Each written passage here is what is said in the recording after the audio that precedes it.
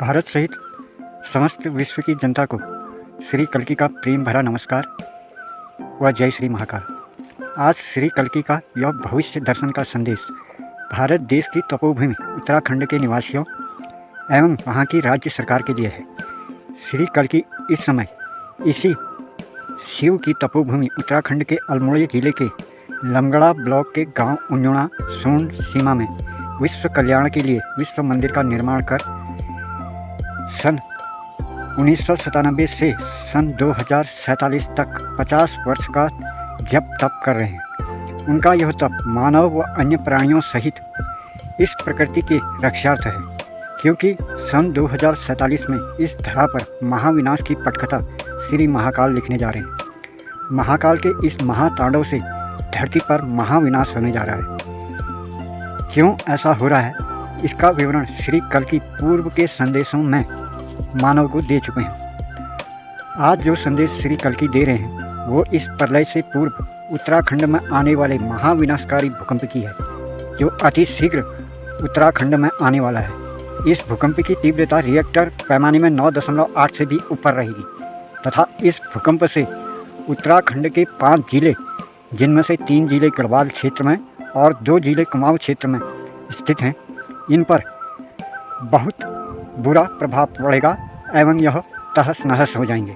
श्री कल्कि बता रहे हैं कि देवभूमि उत्तराखंड में सरकार द्वारा तामसी पेय शराब की बिक्री एवं बद्रीनाथ व केदारनाथ के मंदिरों में पापाचारियों के प्रवेश से ही क्रोधित होकर श्री महाकाल यह विनाश उत्तराखंड में कलयुग के अंत में होने वाले प्रलय से पहले सारी मानव जाति के सामने एक ट्रायल के रूप में करने जा रहे हैं।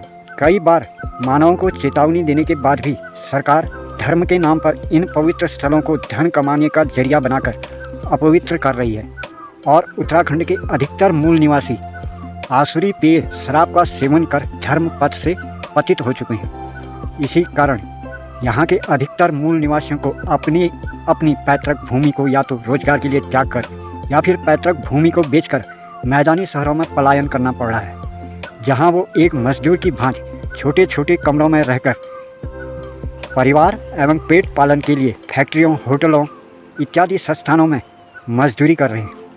पहाड़ों में जन्मे ये नेतागण जो इस समय गद्दी पर बैठे हैं, उन्हें न तो गांव में रहने वाली जनता के पलायन का ख्याल है और न ही गांव के ठोस विकास के लिए रोजगार उपलब्ध कराने का। ये नेता देहरादून में अपने अपने बंगलों में बैठे पहाड़ का शासन चला रहे हैं और पहाड़ों पर इनके दौरे या तो किसी राजनीतिक पार्टी के प्रोग्रामों में होते हैं या फिर जिस वक्त वोट मांगने का समय आता है उस समय होते हैं। हर पहाड़ के गांव में रहने वाला मनुष्य थोड़ा सा पैसा होने पर गांव को छोड़कर या तो प्लेन्सों में जाकर बसने लगे हैं या फिर पहाड़ों के शहरों में। इन शहरों में जनता का इतना दबाव बन गया है कि भवन निर्माण के सारे नियम धराशायी हो गए हैं। अल्मोड़ा, नैनीताल, हल्द्वानी, देहरादून, ऋषिकेश, शिमला, औड़ी, गढ़वाल, मंसूरी, पहाड़ के किसी भी शहर में दृष्टि दौड़ाओ तो आप देखेंगे कि एक अनियंत्रित भीड़ व भवन बस एवं बन गए हैं। अगर ऐसे में कोई 9.8 से ऊपर का रिएक्टर पैमाने पर आधारित भूकंप आता है तो कितनी जनहानि होगी, इसका अंदाज़ा लगाना भी मुश्किल है। सरकार भी कान में उंगली डालकर सो रही है, जबकि आधुनिक विज्ञान के ज्ञाता भूगर्भ वैज्ञानिकों ने भी इस विनाश की घोषणा कर दी है। फिर भी सरकारें इन पहाड़ी शहरों में स्ट्रक्चर निर्माण पर ठोस रणनीति नहीं चला रही है, क्योंकि देवभूमि उत्तराखंड में शराब का सेवन इतना बढ़ गया है कि यह तपोभूमि अपवित्र हो गई है। इसी कारण मानव की बुद्धि भ्रमित है, यानी विनाशकाली विपरीत बुद्धि। फिर भी कल्कि उत्तराखंड निवासियों से विनय करते हैं कि आम जनता गांव का त्याग न करे और शहरों में अपने निवास न बनाएं। रोजगार पहाड़ के शहरों में अवश्य करें, पर परिवार का स्थायी निवास वहां न बनाएं, क्योंकि जब यह भूकंप आएगा तो उससे ज़्यादा नुकसान व जनहानि उन्हीं शहरों में होगी जिन शहरों में भीड़ भाड़ रहेगी, क्योंकि इन महाभूकंपों का केंद्र शहर की सीमाएं ही होंगी। ये एक अटल सत्य भविष्यवाणी कल्कि की है। इन आने वाले 5 भूकंपों को विश्व के सबसे भयानक भूकंपों में माना जाएगा।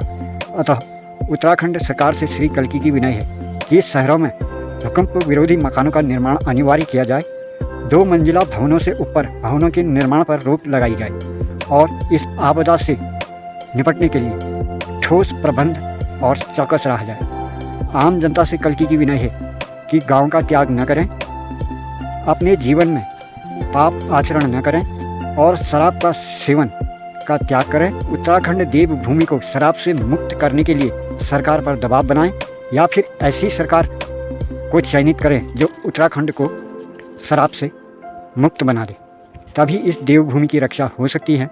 अन्यथा यह आपकी व हमारी जन्मभूमि व तपोभूमि धीरे धीरे भारत के अन्य प्रदेशों में रहने वाले धनाढ्य लोगों के पास चली जाएगी और आप व आपका वंश या तो शहरों में फैक्ट्रियों, होटलों व घरों में मजदूरी कर पेट पालने को मजबूर होगा या फिर इन धनाढ्य लोगों के यहाँ पर बने रिसोर्ट घरों में नौकरी करेगा।